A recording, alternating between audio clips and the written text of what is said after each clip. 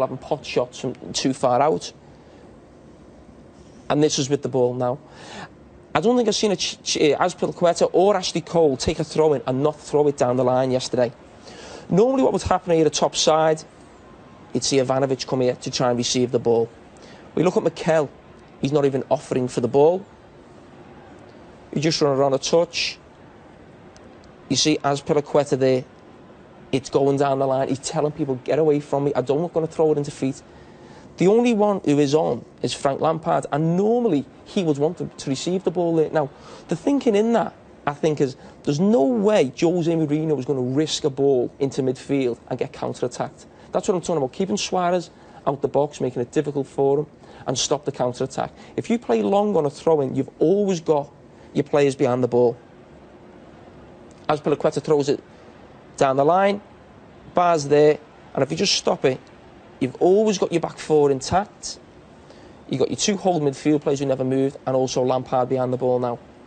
So they were never, ever going to let this Liverpool get up ahead of steam the way they've done in times. And with going so direct, Liverpool, it stops the counter-attack, as I've mentioned. Now, this is half an hour in. Schwarzer has the ball for almost 20, 30 seconds. And if you just show Ashley Cole there, Ashley Cole's telling Schwarzer to slow down. Callas is saying the same. Ivanovic is saying the same. And Frank Lampard's saying the same. So it's obviously been a big topic. This is not early in the game. This is half an hour in. So this is not like the first 10 minutes, slow it down. And this is to... We know what Liverpool's crowd's like. Calm the crowd, slow the game down, slow the pace of the game down. We know how quick Liverpool play. Azpilicueta's now doing the same. And that's what it was all about, that time wasting, this situation here. We're not going to let Liverpool fly out the blocks like they did against City, Arsenal. We're going to make it difficult for them. And if you take it back there, you see this, the reaction of Matic. Again, slow down. The interesting one is Suarez. I think that's a sign of frustration. This is half an hour in. He's clapping, he's laughing.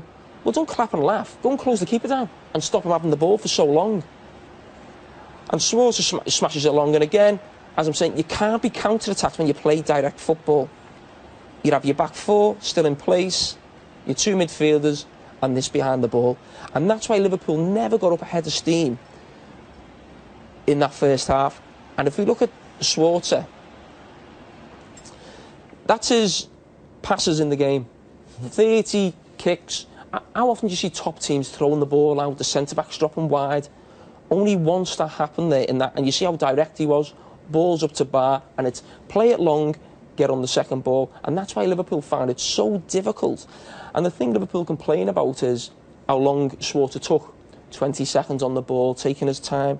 But the ironic thing is, the two Chelsea goals come in injury time. That was created by Chelsea, slowing the play down. And if you just look at the first goal now, you know, we know it's a bad mistake from Steven Gerrard, but the thing Brendan Rodgers has had of late is his decision has been whether to play Saka or Daniel Agger. He's always sided with Saka. I think he feels he's a bigger physical presence, better defender in terms of set pieces. But I think if that was Agger, Agger would have moved forward with the ball or even just made a pass into Jonathan Flanagan. It's not a big criticism of Saka. I just think that's what you get when you get different types of players. But just highlight Steven Gerrard in the centre of the pitch. Where's he looking? He's not looking at Saka. He's already thinking, when this ball comes, because he knows it's coming, I'm going to switch to Glenn Johnson. I might try and find a ball in there to Lucas. He's already thinking, and we know you get told it all the time, make sure you do the first thing right, then think about the second thing. And the ball's just on its way. I don't think he's quite ready. And just take that back there. I think as he miscontrols it, we spoke last week about Azpilicueta. I think as he miscontrols it, he just stopped there, and Stevie maybe just made a movement to just go, okay, I've made a mistake. But that panic comes in, the panic, I've made a mistake, and his feet are going too quick for him, and he just slips. It's just that panic to rectify the mistake. As we mentioned, he chases back, the three converge on him, but we see it now. Sacco makes a step forward. As I said, Agger may have gone forward at that, but Stevie, it's a bad touch. But let's look at it from Denver Bar. You're running at the cop end. The keeper, I think, makes his mind up really coming out so quick because there are three players converging on him. But listen, he's not had much of a touch. He's not been involved in the game too much. To run at the cop end like that, pressure on you, it's a great finish and well done to him. But it's obviously a big mistake by Stevie. And you talked about the tactics. You talked about, well, the Liverpool fans were particularly upset about the time wasting. Do you have a case? No, because we've done it. I've done it playing for Liverpool. I remember going to Barcelona in 2001, UEFA Cup. After we got a 0-0, we did exactly the same as what Chelsea have done yesterday. We went there for our clean sheet. Johan Cruyff, after the game, we were a disgrace to football. You know, Liverpool were a great name, a history. Let's not forget in the 70s and 80s when Liverpool went away in Europe as well. They go there and do a job, try and get a 0-0 at times, play it back to Ray Clemens, slow the game down. I remember with Rafa Benitez playing against Chelsea. We played them at their own game. Slow the game down, play direct football, never get caught on the counter-attack, never risk playing a ball into Stevie or Xabi Alonso. They had Duff, Robben, Drogba for counter-attack. So we can't. There's frustration after the game. We heard Liverpool fans afterwards on radio, phone-ins, whatever. But you've got to not be complaining so much about Chelsea and think, you may come up against this again. How are we going to go about it and try and get this result? Because you can't complain and say, oh, we don't play like that. We've done it before and been successful at it. So you can't complain. Lots of teams have done it. We've done it. Get on with it and try and find a way to fix it. But after this one, Brendan Rodgers talked about two buses, Gary. He said this: it's not difficult to coach just to get 10 players right on your 18-yard box. What did you make of Chelsea's tactics? I thought it was a proper match. I mean, I think when you're a big game manager and you're a big team, you have to do whatever is necessary to win that match. You play the hand that's dealt you. He's got 5 or 6 players missing. He didn't have his best team out. And I have to say, Mourinho this season, Chelsea this season, I think averaged 55% possession, second most shots in the league, third most goals. But if he needs to, he will kill a game. His big game record in the Premier League is brilliant. And Liverpool have to be able to cope with that. They've got to cope with that. I played for 15 years against teams or in a team that had to cope where teams park the bus. You've got to do better against it. And I have to say, if I was Chelsea player yesterday leaving that ground, I wouldn't have been happy. I'd been absolutely kicking myself. Because when I look at through the last few weeks, they're the ones that have blown this league, by the way. They're the ones that have thrown it away. And funnily enough, if you look at that statistics in the games against West Ham, West Brom, Villa, Palace and Sunderland, they've not been able to break teams down where they've had mountains of possession. It's cost them the league themselves, Jose Mourinho. This is a legitimate tactic that many teams use where they concede possession. We saw Real Madrid do it the other night against Bayern Munich, where they had, I think, 30% possession. Real Madrid, 30% possession. It happens all over Europe. As Kara's mentioned examples of it, you've got to be able to deal with it. So, back to Sunday at Anfield, 1-0 to Chelsea. And they're up against Jose Mourinho in his 14 seasons as a manager. That's 457 games. Only 9 times has he been beaten when his team have taken the lead. So, Gary, potentially from there, Liverpool's entire season determined by the next 45 minutes at Anfield. During that break, what should Brendan Rodgers have said and done? Well, it's probably the biggest team talk of his career. It's probably the biggest 45 minutes of the Liverpool player's career. The 1-0 down against a manager and a team you don't want to be 1-0 down against. Brendan Rodgers said at the end of the game that we gave everything in terms of football and we played the right way and all the rest of it. Yesterday, Liverpool, they didn't bottle it, by the way. Make no mistake about it. This wasn't a team that bottled it, and in the past it's the easy thing to say. But this was a team that ran out of ideas. This was a team that did some absolute no-nos. When you're chasing a game, there's a way to chase a game. You do not shoot from distances unrealistically, and you do not cross from deep areas unless you've got big men in the box. Yesterday, this is Liverpool's stats for the season in terms of their rank. Most shots outside of the box this season for Liverpool, from unrealistic positions, a lot of them. Open play crosses was the highest they've had this season, and the possession was the highest they've had. You know, so when you talk about that and you look at that, Liverpool have got things in their armour. Brendan Rodgers said he'll never change his style of play, that he'll invest in the right way to play and they'll get the rewards in the long run. But they've got to do the right things in terms of... I mean, I have to say, watching it this morning, There's about 15 or 20 clips of this, and in the first half, I completely agree with Jamie. It was difficult for Liverpool to penetrate, but there was ample opportunity in this game for Liverpool to be able to create opportunities, but they didn't have the experience and know-how and the management strategy of how to chase the game. I'm going to stop the ball there. That's the space where you need to be in if you're Liverpool. You've probably got the best striker in the world at the moment in dealing with it in that space. Suarez gets it in this position. How many times do you see him driving into the box? He crosses aimlessly. Perfect for Chelsea, exactly what they wanted. The game continues. Daniel Sturridge picks up the ball. This is all from 60 minutes onwards, and this is where Liverpool lost the game. Just stop it there now. This is where Liverpool need to be. There's the man.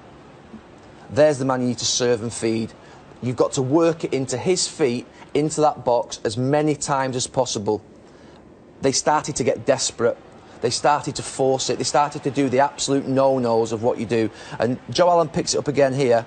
And there's your man. 1v1, wriggling at the edge of the box where he's brilliant, where he gets those little nutmegs. What's Luis Suarez's reaction after this Joe Allen shot? Give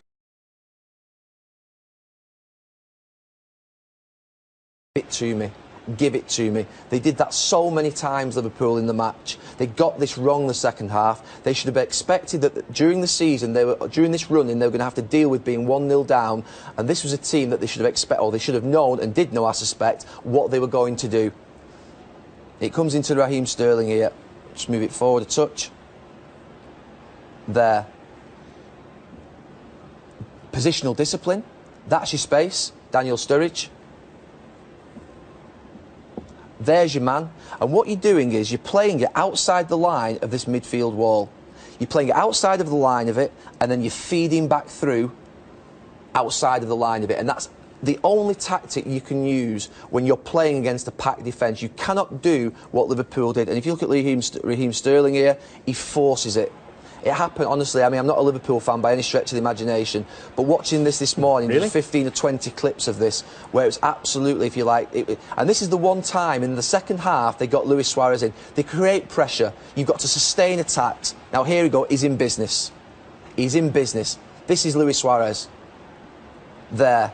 You're creating pressure. Look where Chelsea are. Exactly where you want them. Exactly where Liverpool would want them. And now it's about composure. It's about composure. Glenn Johnson picks it up. Just take that back a touch. There's your man. Wrap it into his feet. He's 1v1 with Ashley Cole. They lost the patience, Liverpool. They lost the positional discipline. And they got a lesson yesterday. And I think if they come up against this next week against Crystal Palace, Glenn Johnson takes the shot from an unrealistic position. And it was as if they didn't have the experience or the management strategy to be able to deal with coping with that being 1-0 down. They'd blitzed everybody away in the previous weeks.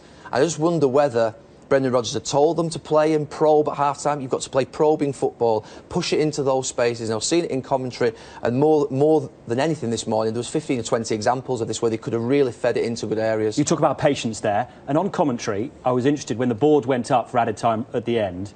You said it, 4 minutes is a long time. Were you getting at patience there as well? Yeah, it was a message. It's a mountain of time. 4 minutes is a mountain of time. And there is a way to play with 4 minutes on the clock. Aspas gave away a stupid short corner. They were playing aimless crosses into the box. They never changed the style. They didn't put Skirtle in the middle, by the way. I wasn't seeing Mignolet going up, so the fury element that sometimes teams create couldn't happen. They've only got Sterling, Suarez, Aspas and Sterling, Suarez, Sturridge and Aspas on the pitch. There's 4 of them on the pitch. They're all quite small. You've got to feed them into the feet. They didn't do it. And I have to say, they got it really wrong, Liverpool, in that last period of the game. And there was one team a couple of years ago. I'm going to show you this goal now. This is when probably the most tense last 3-4 minutes of probably any Premier League season. Manchester City, they need a goal to win the league. And the easy thing here now would be to knock it into, just put that there, into Dzeko. Watch what Manchester City do. They work it forward. The patience in the game. Aguero pops off into a good position. And they slip it into him. And now, you've got the pass. This is where you need cold heads. This is how to do it. Into there, and now you're in business. You've got it past that midfield wall. They're all turning round. Defenders are panicking.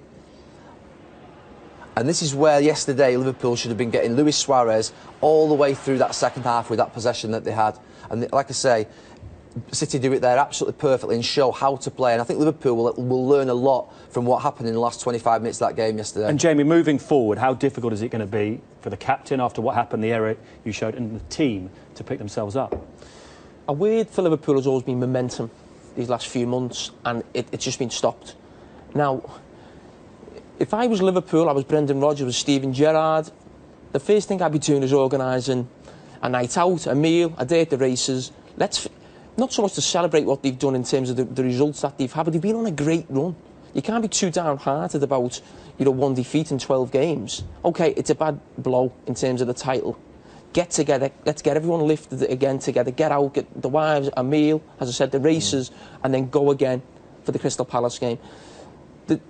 It's now in City's hands, but Liverpool have got, on paper, the easier game, Palace away than Everton away. If City drop points and Liverpool win their 2 games, City could easily draw or lose at Goodison. It's a tough place. They haven't got a great record there either. If Liverpool still win their 2 games and 2 games left, I still think they've got a great chance of winning the title, and they've got to get that into the heads. I know they have Steve Peters here, that's his job to try and, lift the mood. But as I said, I'd get the players together now, ram home that message, this title's still on, get the players together, forget about what's happened, and as Stevie's mentioned a few weeks ago, go again, because it's still on. I completely agree. I think the title is still on, absolutely, for Liverpool. I still wouldn't surprise me if there's another twist. The biggest psychological test for Liverpool will be if City actually win at Everton on Saturday. They've got to go and do their job on Monday, because I don't trust City. I don't trust City against Villa. They've got some daft players, Aston Villa. Weimann, Agbonlahor, they go and do stupid things on the counter-attack. They do. They go and score 3 goals in games you don't expect. I know I said before that it's a game that they probably could lose, but actually they're the type that have created some shocks in this last couple of years with that counter-attack that they've had, winning at Arsenal, I think at Liverpool. So do your own job. They're still in this race. I don't trust Manchester City. The complacency can set in for them. Don't worry about that. Hold on, it didn't look like that yesterday, though, did it? No.